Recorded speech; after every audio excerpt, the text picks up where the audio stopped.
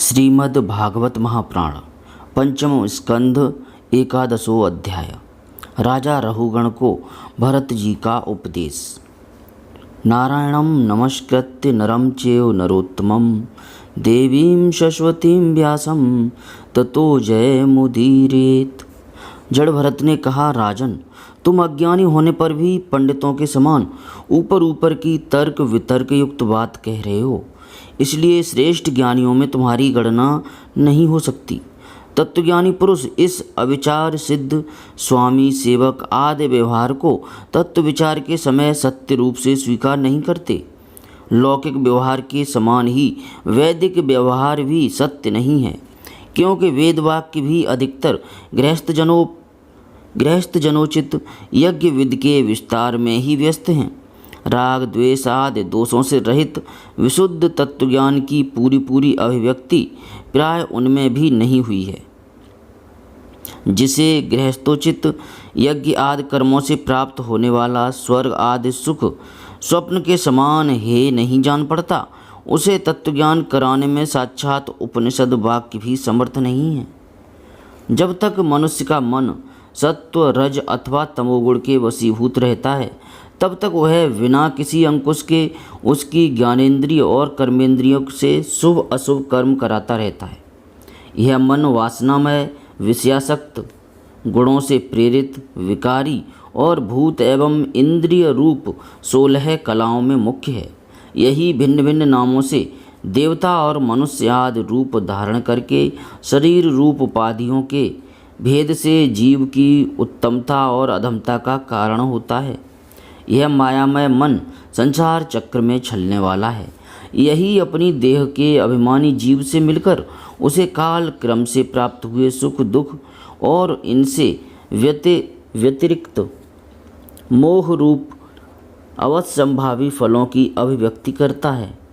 जब तक यह मन रहता है, तभी तक जागृत और स्वप्नावस्था का व्यवहार प्रकाशित होकर जीव का दृश्य बनता है।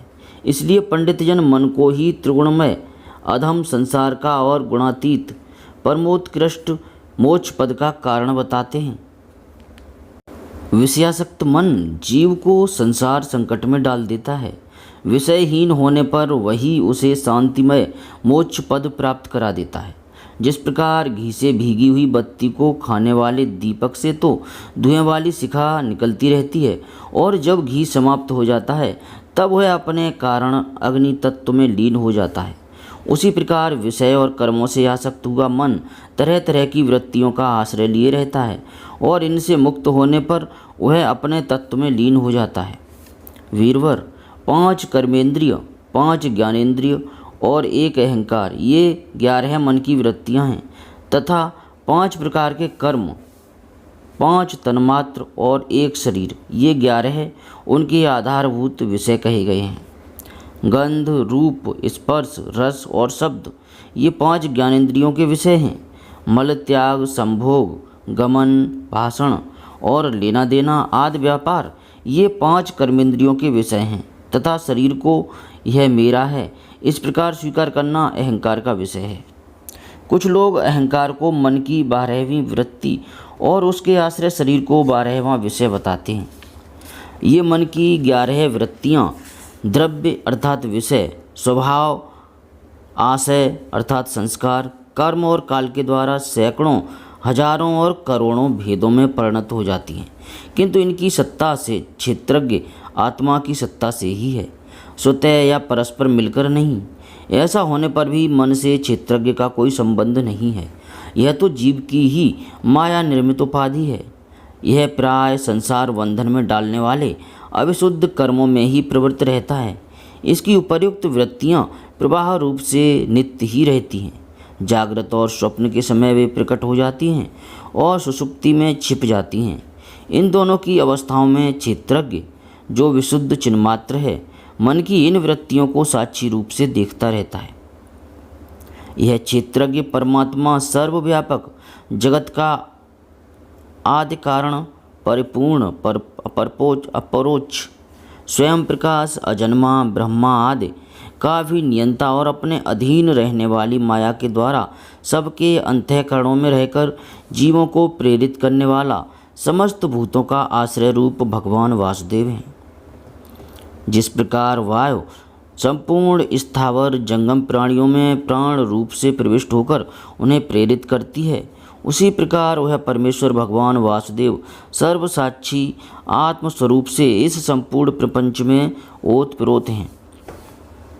राजन, जब तक मनुष्य ज्ञानोदय के द्वारा इस माया का तिरस्कार कर सबकी आसक्ति छोड़कर तथा काम क्रोध आदि 6 शत्रुओं को जीतकर आत्म तत्व को नहीं जान लेता और जब तक वह आत्मा के उपाधि रूप मन को संसार दुख का क्षेत्र नहीं समझता, तब तक वह इस लोक में यूं ही भटकता रहता, क्योंकि यह चित्त उसके शोक मोह रोग राग लोभ और वैर आदि के संस्कार तथा ममता की बुद्धि करता रहता है।